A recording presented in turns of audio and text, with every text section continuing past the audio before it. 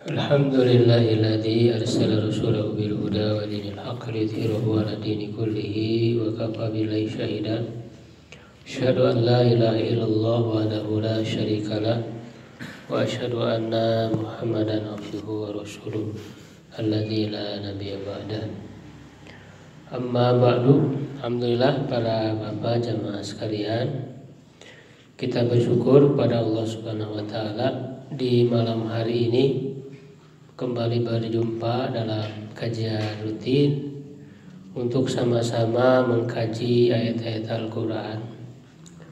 Semoga Al-Quran ini menjadi syafaat bagi kita, ya, penolong. Karena kata Rasulullah SAW, Iqra'ul Quran fa innahu ya'ti yaumal qiyamati syafi'an li ashabi. Bacalah Al-Quran, karena sesungguhnya Al-Quran itu akan datang pada hari kiamat sebagai pemberi syafaat, penolong bagi sahabat-sahabatnya. Ya, jadi sahabat Quran itu ya artinya kan yang namanya sahabat selalu bersama dengan Quran, selalu mempelajari, tidak pernah bosan gitu ya, terus mengkaji. Karena Al-Quran ini luar biasa, tidak akan pernah habis dikaji. Ya, kandungan ilmunya, ya hikmah-hikmahnya, pelajaran-pelajaran, petunjuk-petunjuk tidak pernah habis. Ya, alhamdulillah di majelis kita ini secara rutin ya mengkaji Al-Quran ya dari juz amma ya, lalu kita sekarang mulai dari awal surah Al-Baqarah sampai ayat 54 ya, sekarang masuk di ayat 55. Jadi mudah-mudahan kita konsisten terus bersama dengan Al-Quran. Ini masih menceritakan tentang kisah Bani Israel. Ini jadi pelajaran buat kita agar jangan seperti Bani Israel. Ya, yang tentu sampai sekarang ya orang-orang Yahudi bahkan menamakan negara mereka negara Israel. Tingkah laku mereka yang sekarang itu tidak ada jauh berbeda dengan yang disebutkan oleh Allah dalam Al-Quran. Bahkan sekarang kalau kita mau menelaah lebih jauh, justru kan banyak dunia ini dikuasai oleh mereka. Orang-orang Yahudi ini menguasai ya berbagai hal. Bahkan Amerika saja dikuasai gitu ya oleh mereka, disetir oleh mereka. Mereka punya gerakan-gerakan ya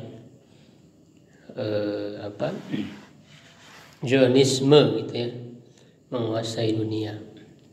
Dan mereka membuat kerusakan di muka bumi. Merusak ya alam. Merusak kehidupan. Nah, maka kita pelajari ya bagaimana karakter ya watak mereka. Padahal nikmat yang Allah berikan kepada mereka itu sangat banyak, tapi mereka tidak mensyukurinya. Dan mereka adalah kaum yang sangat keras kepala. Ya, sangat keras hatinya itu, bahkan lebih keras dari batu. Nanti di ayat ya berikutnya kita akan ketemu dengan ayat itu. Ya, summa qasat qulubukum itu ayat 74. Ya, lebih keras daripada batu. Karena sudah banyak sekali sejumlah tanda-tanda kekuasaan Allah perlihatkan di hadapan mereka, itu tetap saja mereka tidak mau beriman gitu. Ya, masih mending orang Indonesia ini ya tersentuh ya sedikit saja dengan satu sentuhan itu bisa sadar. Ya mudah lembut gitu ya hatinya. Ini bahkan mukjizat-mukjizat yang ditampakkan di hadapan mereka itu tetap saja tidak beriman. Sampai lautan bisa dibelah oleh Nabi Musa itu hanya dengan tongkat gitu ya. Itu kan disaksikan oleh Bani Israel. Bahkan mereka sendiri mendapat pertolongan Allah bisa melintasi. kehebatan yang luar biasa, ya kan? Tapi tetap saja tidak beriman. Ya, dalam perjalanan Nabi Musa bersama dengan mereka dari Mesir itu kan menuju ke Palestina. Nah, itu kan banyak kisah di situ diceritakan. Ya, bagaimana mereka itu selalu membangkang pada perintah-perintah Allah. Nah, di ayat 55 ini dikisahkan, kalau sebelumnya kita sudah bahas juga tentang penyembahan mereka terhadap sapi, ya, anak sapi itu. Jadi waktu Nabi Musa selama 40 hari mendapat wahyu, ya, dari Allah, pergi, ya, dari kaumnya itu menyendiri selama 40 hari, ternyata itu digunakan oleh kaum Bani Israel ini untuk malah mempertuhankan anak sapi. Ya, ada seorang dari mereka itu yang ahli sihir, namanya Samiri.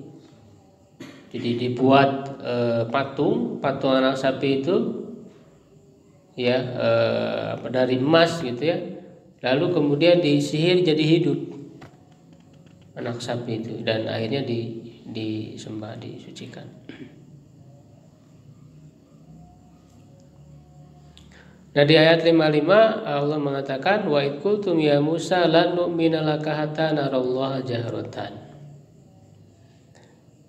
Dan ingatlah, nah ini juga untuk mengingatkan Bani Israel, ya, akan perbuatan-perbuatan dosa mereka, pelanggaran mereka.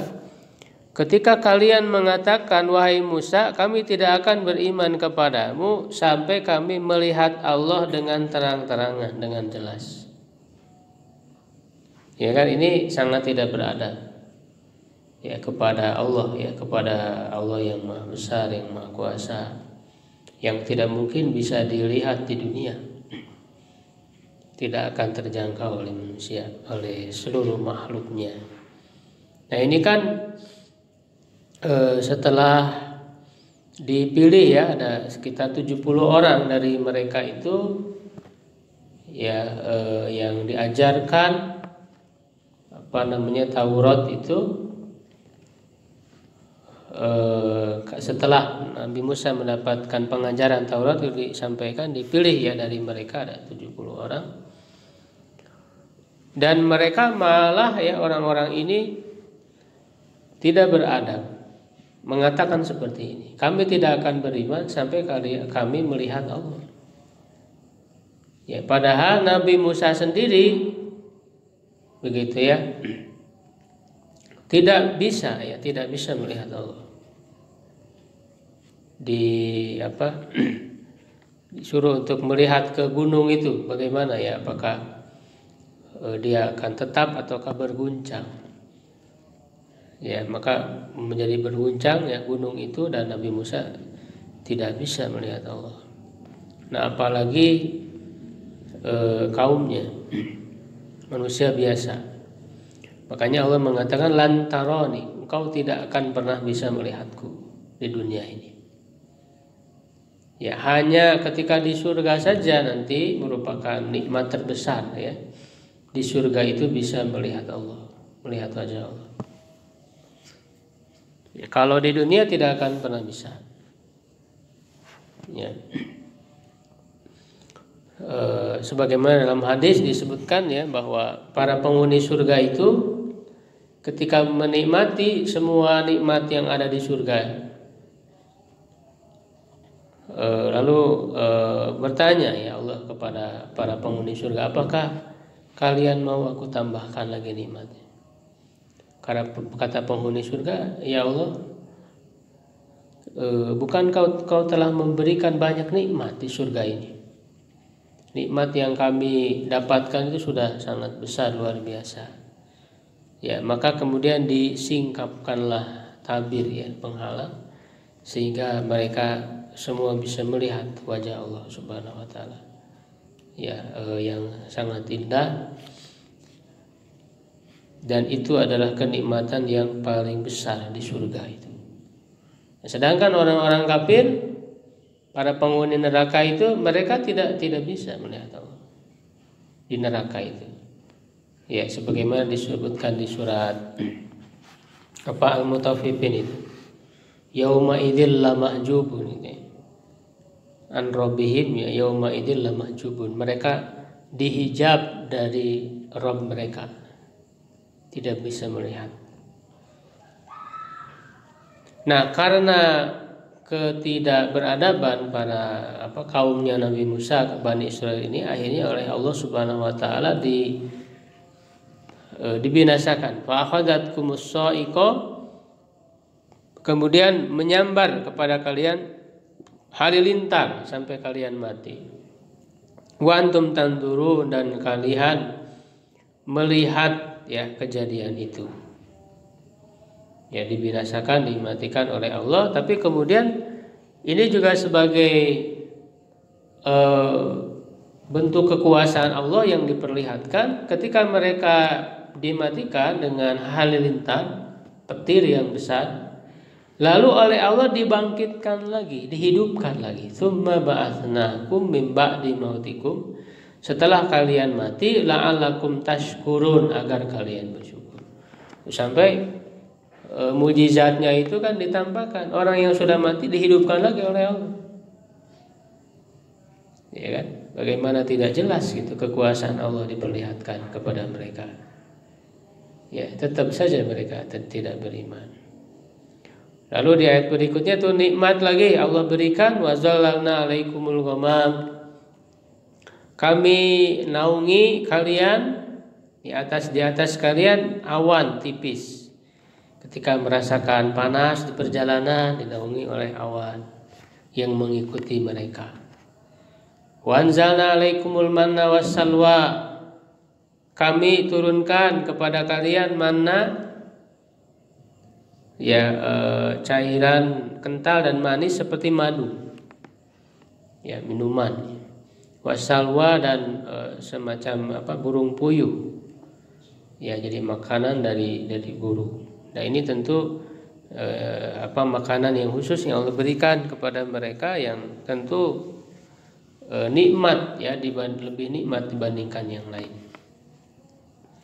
Ya, Allah mengatakan, kulu, makanlah min thayyibati ma razaqnakum, dari yang terbaik, ya, yang baik-baik dari rizki yang kami berikan kepada kalian. Wa ma zalamuna walakin kanu anfusahum yadlimun. Ya, dan mereka tidak menzalimi kami. Ya, tidak menzalimi. Jadi ketika mereka tidak bersyukur dengan nikmat yang Allah berikan, ya itu kan yang rugi ya Allah, tidak rugi. Nabi Musa tidak rugi. Yang rugi mereka sendiri. Mereka menzalimi diri mereka sendiri. Ya, jadi berbagai nikmat ini ya, berbagai mukjizat ditampakkan kepada mereka, sangat luar biasa.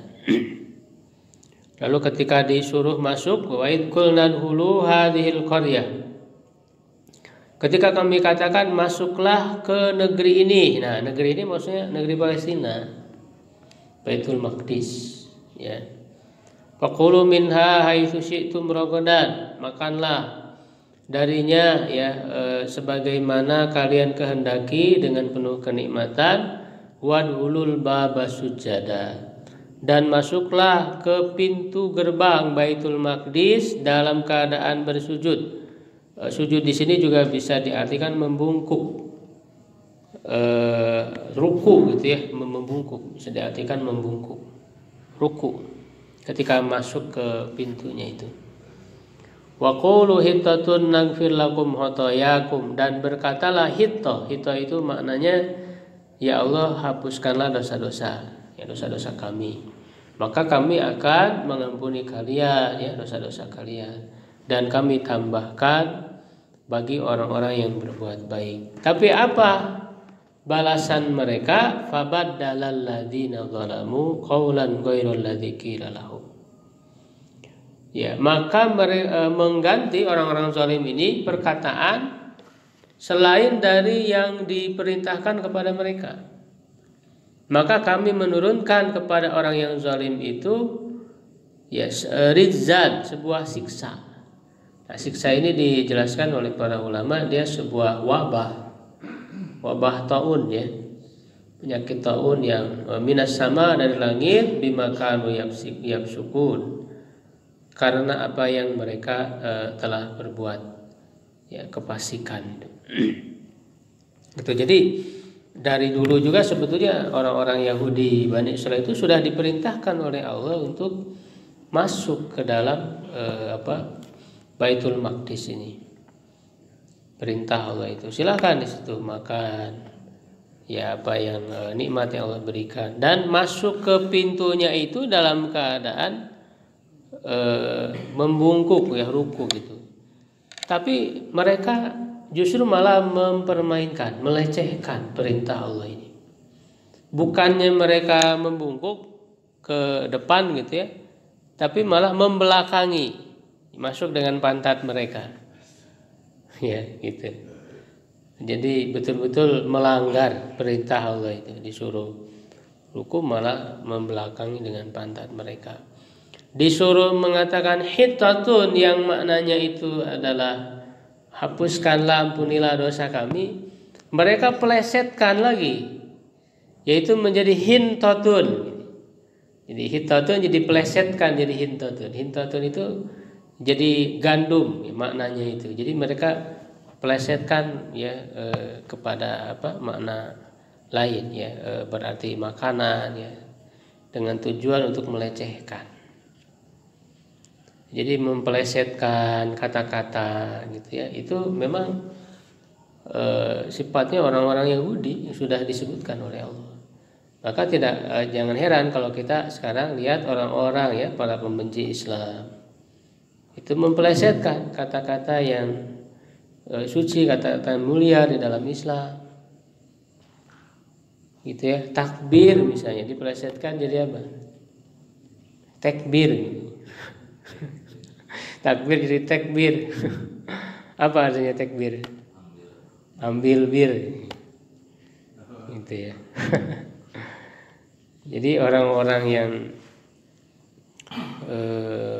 jiwanya itu ada kebencian gitu ya, kepada syariat Allah, kepada ajaran Allah, mereka itu suka ya memplesetkan kata-kata itu. Dan ini tentu kalau memang itu dia dengan sengaja melakukan seperti itu, melecehkan hal-hal dalam agama, ya itu menjadi penyebab kemurtadan. Orang itu murtad dari Islam kalau sudah menghina ajaran-ajaran Islam, ya maka ya itu artinya merupakan salah satu penyebab kemurtadan, orang keluar dari Islam. Ya mudah-mudahan kita dijaga oleh Allah dari hal seperti itu ya, tidak mempermainkan masalah agama ini. Karena nanti di antara para penghuni neraka itu Allah jelaskan di surat Al-A'raf gitu ya, yaitu orang yang yattaqiduna yang menjadikan agama itu hanya menjadi permainan dan senda gurau. Di surat Al-A'raf itu ada ya disebutkan ketika menceritakan tentang para penghuni neraka yang ada dialog dengan penghuni surga itu. Jadi di surga neraka itu ada dialog penghuni surga penghuni neraka itu. Ya, itu kan di surat Al-A'raf tuh diceritakan. Ya, wanada ashabun nar ya ashabal jannah. Ya, penghuni neraka menyeru penghuni surga, ya mereka hanya meminta air dikucurkan gitu, segelas air saja karena kami merasa kehausan. Panas gitu ya dengan siksaan neraka itu. Dan apapun rizki yang Allah berikan, tapi jawaban para penghuni surga itu sesungguhnya Allah mengharamkan semua itu atas orang-orang yang kafir. Tidak bisa walaupun hanya menuangkan sedikit air kepada mereka. Ya, karena kan posisinya kan surga itu di atas, neraka di bawah. Tapi di sini terjadi dialog. antara penghuni surga, penghuni neraka itu.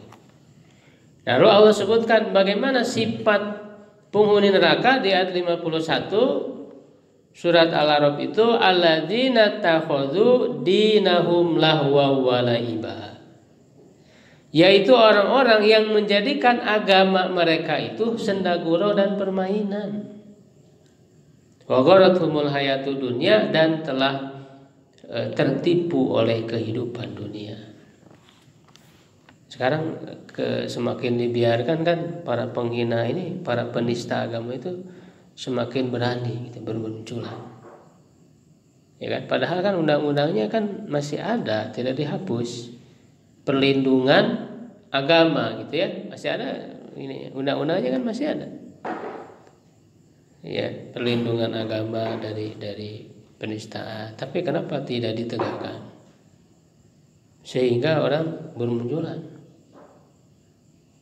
Ya, sampai nama Nabi Muhammad dijadikan iklan untuk minuman keras gitu kan. Siapa yang bernama Muhammad tuh digratiskan. Mau nama Maria, itu kan pelecehan jelas. Karena bagi orang Islam kan ya haram. Gitu. Jadi mereka mendorong agar umat Islam itu minum itu minuman keras. Ya.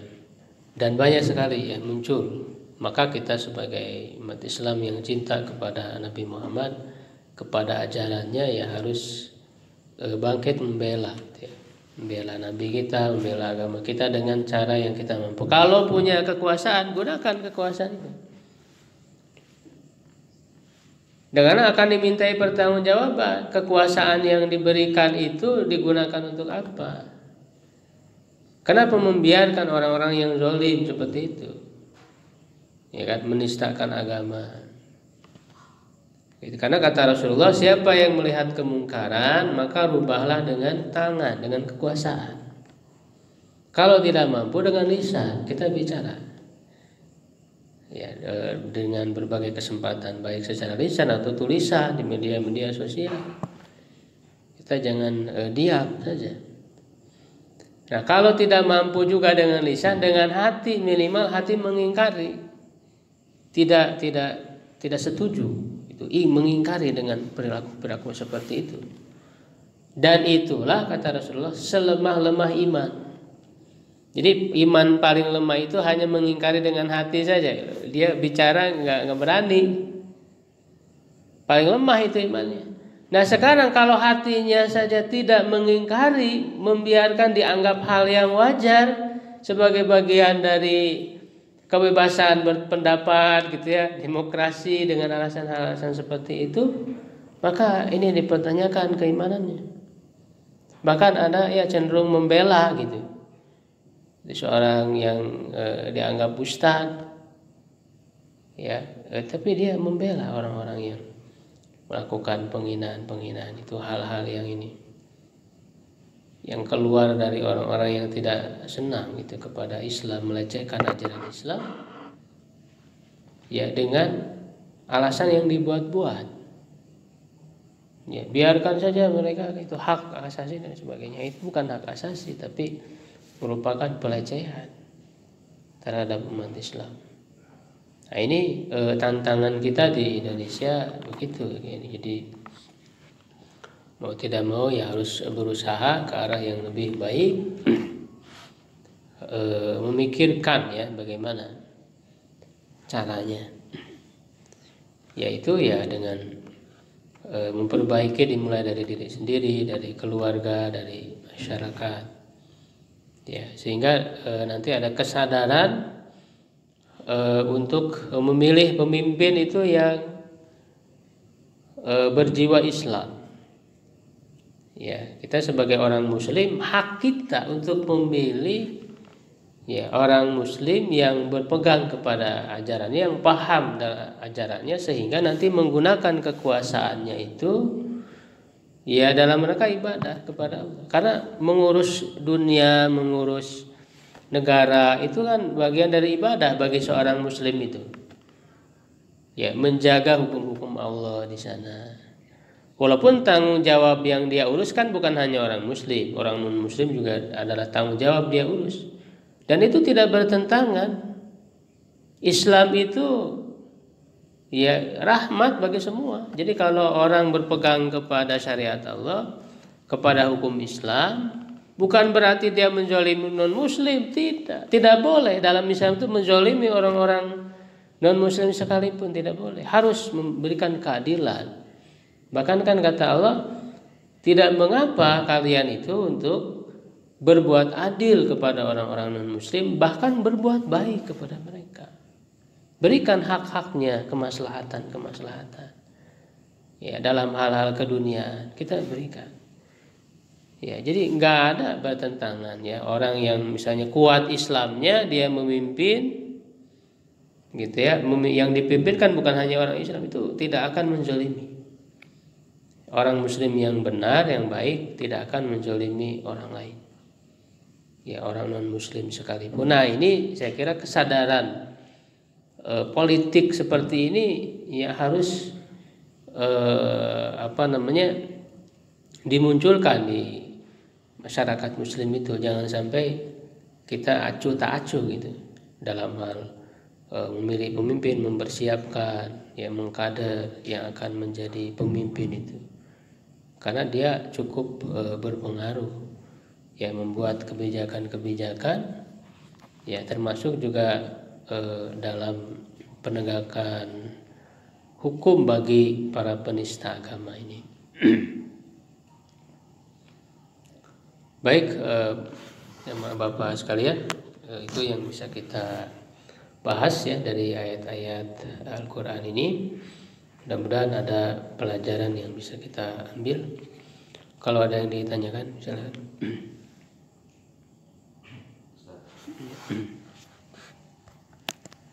Kita ada kewajiban untuk amar ma'ruf nahi munkar. Kadang-kadang kita itu karena bahwa kita merasa kita juga masih belum baik gitu ya. Nanti malah jadi misalnya oleh orang lain. Itu gimana? Ya, yang namanya kewajiban dakwah itu tidak gugur dengan belum baiknya kita ya. Itu orang itu kan punya kewajiban, satu dia harus melaksanakan kewajibannya ya, sholat, ibadah dan sebagainya. Ya, dan dia juga punya kewajiban untuk berdakwah, menyampaikan sebisa mungkin. Ya, jadi kalau misalnya orang dan kalau soleh itu siapa orang yang merasa soleh gitu? Siapa yang merasa yang sudah sempurna? Kan tidak ada. Ya, jadi untuk menyampaikan dakwah itu tidak menunggu kita merasa sudah soleh. Bahkan orang soleh tidak akan pernah merasa diri sudah soleh. Orang soleh itu nggak akan pernah merasa diri sudah soleh. Akan terus merasa masih kurang, sehingga memotivasi. Nah, pada saat yang sama dia berkewajiban mengajak orang lain, mengingatkan orang lain. Ya kan, justru yang menjadi syiar dari agama Islam itu ya adanya dakwah. Karena dakwah itulah melanjutkan tugas para rasul, risalah. Ketika rasul masih ada, itu kan adalah tugas kerasulan. Sekarang rasul sudah tidak ada. Dan Nabi Muhammad adalah rasul terakhir. Tidak ada lagi rasul. Nah, ia dilanjutkan oleh apa itu tugas rasul? Oleh dakwah. Ya, makanya kata Rasulullah kan, balighu anni walau ayat, itu sampaikan dariku walaupun satu ayat. Ya, walaupun memang tentu kalau kita ingin menyampaikan sesuatu, apalagi hal-hal yang wajib misalnya, ya tentu kita harus mulai dari diri kita sendiri dulu. Ya. Dan biasanya itu juga akan berpengaruh gitu ya pada keefektifan dakwah yang kita sampaikan. Ya, karena kalau berasal dari orang yang memang dia mengamalkan apa yang dia sampaikan, itu akan lebih berkesan. Gitu. Jadi daripada orang yang tidak mengamalkan tapi hanya sebatas menyampaikan ke orang, dia sendiri tidak mengamalkan. Nah, itu kan justru itu dicela juga itu di sikap orang-orang Yahudi ya, sebelumnya sudah kita bahas. Ya, apakah kalian menyuruh orang-orang berbuat kebaikan sedangkan kalian melupakan diri kalian sendiri? Ya minimal kewajiban-kewajiban yang kita bisa lakukan. Kita melakukan kewajiban itu. Kalau yang sunnah kan orang bervariasi ya, kemampuannya berbeda-beda. Tapi tidak mengapa kita sampaikan, begitu, mengajak orang itu. Jangan sampai terpengaruh ya oleh perkataan orang, urus saja diri kamu sendiri gitu. Itu kan untuk menghilangkan dakwah. Ya, jadi dakwah itu tidak harus sampai kita menjadi tingkat kesolehan yang tinggi ataupun tingkat ilmu yang mumpuni. Apa yang kita paham saja, kita sudah tahu ilmunya, sudah paham, sampaikan kepada yang lain. Karena dalam masalah kewajiban saja kan masih banyak orang yang masih leha-leha, lalai dalam sholat 5 waktu misalnya, yang wajib saja. Terus juga tentang masalah harta, bagaimana zakat, kita ingatkan. Terus meninggalkan yang haram, itu dimulai dari yang wajib, yang haram, dari situ saja dulu. Nanti baru meningkat kepada yang sunnahnya gitu. Masalahnya yang wajib juga kan masih banyak orang yang belum melakukan. Ya, terus yang haram-haram ya, perjudian dan sebagainya. Ya, itu kan saya lihat banyak orang-orang mancing itu, pemancingan itu juga mengandung unsur judi ternyata. Ya. Dimancing itu. Itu kan banyak orang Pak di Cimahi ini banyak. Di dekat saya juga itu Pak ada ya pemancingan. Ya itu kan kalau kita punya teman atau ini kita ingatkan. Nah, itu bagian dari dakwah. Bagian dari dakwah gitu ya. Kalau balik yang lain kali dengan perbedaan penentuan itu Pak untuk penanggalan 10 Oh iya. puasa Arafah itu gimana? Apakah mengikuti penentuan pemerintah ataupun mengikuti yang sudah di kegiatan ibadah di Iya. Itu kan ada pemahaman ya sekarang itu disebarkan. Jadi pelaksanaan saum ya Arafah tanggal 9 Zulhijjah. Ya, mereka berpemahaman harus sesuai dengan wukuf gitu ya di Arafah yang dilakukan oleh di Saudi ya orang-orang yang haji. Pemahaman seperti itu tidak benar. Tidak kuat alasannya. Ya, dengan berbagai dalil. Ya, yang pertama yang namanya hari Arafah itu terkait dengan waktu. Tidak terkait dengan tempat, tidak terkait dengan aktivitas wukuf di Arafah. Bahkan nama hari Arafah itu sudah ada sejak dulu itu. Sebelum ada pelaksanaan haji wukuf di Arafah. Bahkan syariat saum Arafah itu sudah disyariatkan sejak tahun 2 Hijriah. 2 Hijriah ketika Rasulullah hijrah ke Madinah, tahun 2 itu sudah disyariatkan saum. Sedangkan haji kan belum. Baru nanti haji itu tahun 9 Hijriah, itu pun baru dilakukan oleh sahabat Abu Bakar dan yang lainnya. Nabi belum melakukan, Nabi baru haji tahun 10-nya. Ya, kalau sekarang saum Arafah itu harus sama bertepatan dengan pelaksanaan wukuf di Arafah, berarti yang dilakukan oleh Nabi dan para sahabat ketika itu saum Arafahnya itu kan wukufnya belum ada yang melakukan wukuf. Gitu. Apakah saumnya tidak diterima karena tidak bertepatan dengan wukuf di Arafah? Gitu. Jadi tidak ada kaitan antara saum Arafah tanggal 9 Zulhijjah dengan pelaksanaan wukuf. Ya, dan juga akan sangat berat karena negara-negara ya yang berbeda itu kan berbeda-beda waktunya. Gitu. Berbeda-beda di belahan bumi yang lain gitu. Itu kan ketika mereka misalnya melaksanakan saum Arafah itu wukufnya sudah selesai misalnya.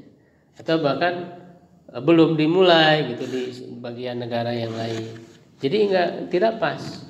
Jadi bukan patokannya bukan pelaksanaan wukuf di Arafah.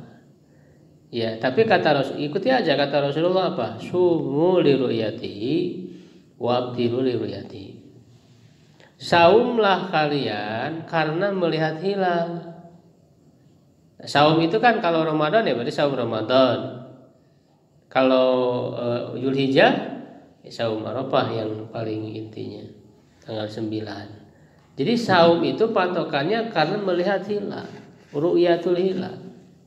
Nah, ru'yatul hilal itu sudah dilakukan oleh kaum muslimin bahkan dari sejak setelah masa Rasulullah itu para sahabat itu ya mereka melakukan ru'yatul hilal itu ternyata antara satu negeri dengan negeri yang lain itu berbeda, ada perbedaan. Ya, di negeri ini ada yang melihat hilal, di negeri yang lain itu ada di dalam hadis disebutkan di zaman Muawiyah itu.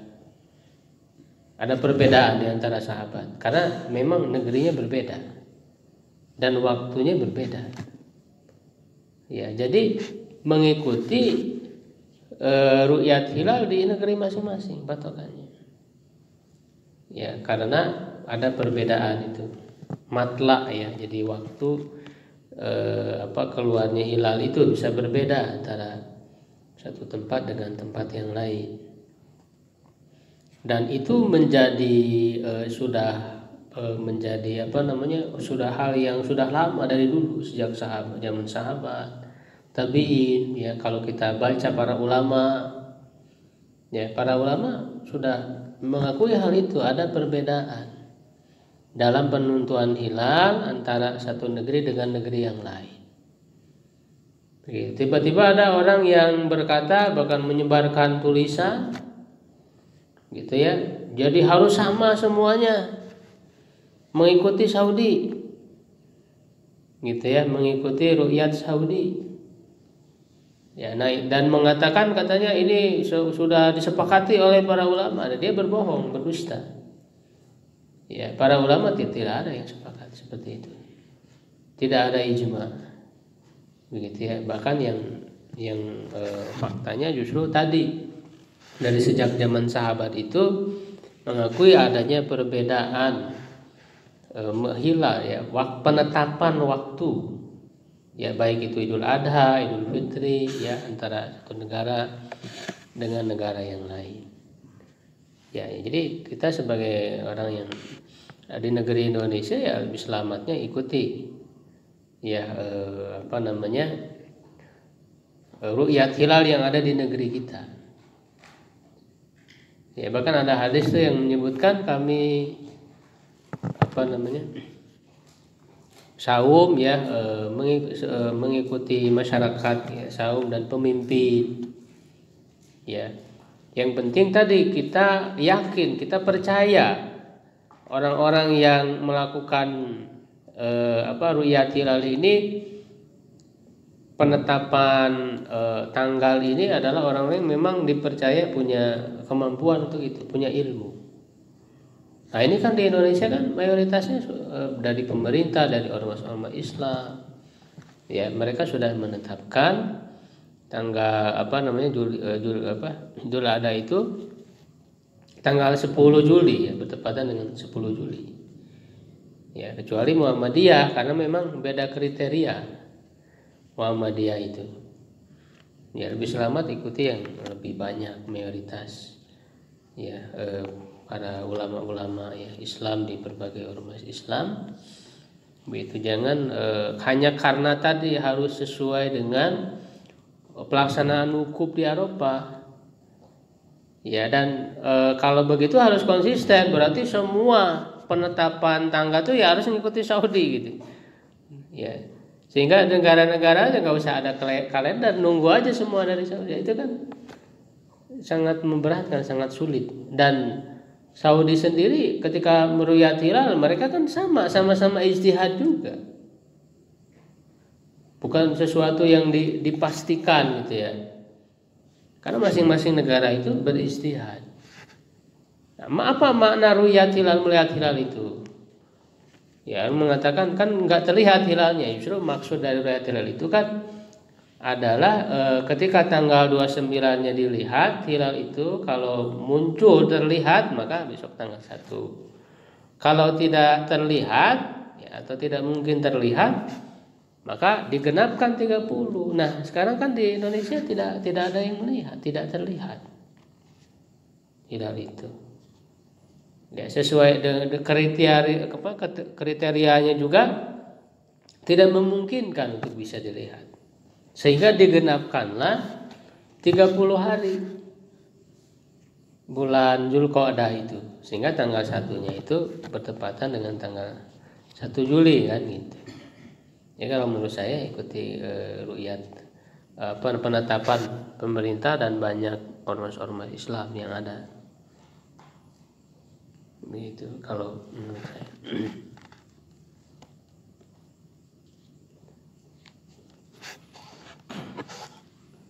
Jadi istilah Arafah sendiri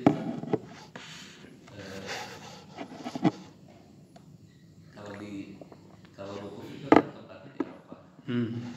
Tapi saum Arafah, istilah Arafahnya itu berbeda, bukan nama tempat. Bukan nama tempat. Jadi itu nama hari. Jadi disebut hari Arafah itu adalah tanggal 9 Dzulhijjah. Kalau menurut negeri kita tanggal 9 Dzulhijjahnya kapan? Gitu. Berdasarkan penetapan itu yang bisa dipertanggungjawabkan. Yang penetapannya kapan? Ya itu yang diikuti. Ya, kalau di Saudi dalam penetapannya ya tentu tanggal 9 Dzulhijjahnya itu kan melaksanakan wukuf di Arafah, karena wukuf di Arafah itu kan tanggal 9. Tanggal 9 Dzulhijjah. Gitu. Jadi bukan berarti saum Arafah harus bertepatan dengan pelaksanaan wukuf di Arafah, bukan. Tapi maksud saum Arafah itu tanggal 9 Dzulhijjah. Dengan ketetapan yang masing-masing negeri masing-masing. Tanggal 9 Dzulhijjah kapan? Jangan sampai gini, saum yang ngikuti Saudi, lebarannya ngikuti di kita, itu kan jadi aneh. Tidak konsisten, dia mau mengikuti penetapan tanggalnya yang mana gitu. Tidak konsisten. Ya, harus mengikuti penetapan tanggal yang sudah dilakukan di negeri masing-masing yang dia percaya. Gitu.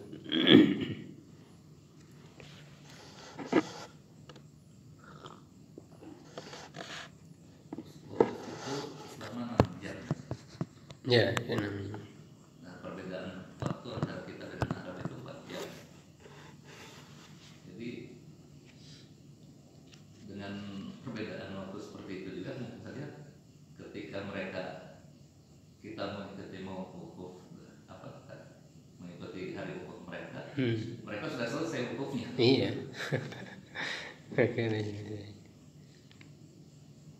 Tapi lebih dulu kita ya, 4 jam ya. Iya, jadi bukan itu patokannya. Patokannya bukan pelaksanaan hukum. Kepada penanggalan masing-masing aja dikembalikan. Di medsos banyak bertebaran.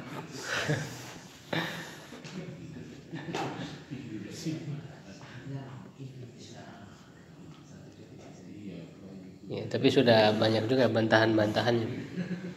Bantahan-bantahannya sudah banyak. Itu orang-orang, mohon maaf, itu orang-orang HTI banyak yang nulis itu. Karena HTI itu berpendapat jadi disamakan semua ru'yat global. Ya kan? Dengan konsep khilafah, khalifahnya aja kan belum ada yang bisa menyatukan semua. Dan secara fakta zaman sahabat aja berbeda. Gitu, apalagi sekarang, jangankan berbeda negeri kan, dalam satu negeri aja. Iya kan, berbeda terus gitu karena kriterianya berbeda. Kita tuh Karena pengertian kita Arafah itu tempat di sana gitu. Iya itu iya. Arafah itu tanggal 9 Zulhijjahnya. Ya 9 Zulhijjah ya menurut penanggalan sana gitu. Kalau di kita beda gitu. Terus yang berkaitan tadi kalau misalnya kita ngambil yang 9 Zulhijjahnya tanggal 9. Nah, kan kalau puasa tanggal 10-nya itu kan haram. Itu berarti haram dalam artian memang yang diterapkan di penanggalan di lokasi yang Iya masing-masing. Kita sekarang kapan ya kan sudah ditentukan pemerintah banyak ormas Islam tanggal 9 Zulhijjah 9 Juli kan 10 Zulhijjah ikuti aja berarti tanggal 9 Zulhijjahnya saum Arafah tanggal 10 Idul Adha ya kan nggak peduli di Saudinya beda ya nggak jadi masalah jangan kita ngukur negeri kita dengan di sana itu kan di sana sudah Idul Adha masa kita saum gitu itu kan beda karena waktunya juga beda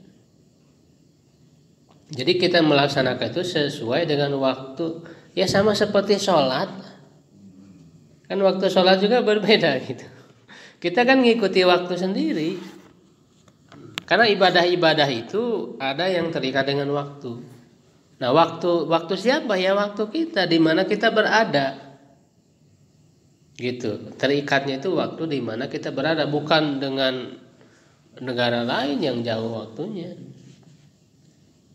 ya nggak akan berdosa Pak di sana setelah 10 kita malah saum Arafah ya kan waktu kita memang tanggal 9 gitu ya insyaallah Pak ya di ini ditetapkan laksanaannya. Baik cukup ya qul qouli hadza astaghfirullah li wa lakum. Assalamualaikum warahmatullahi wabarakatuh.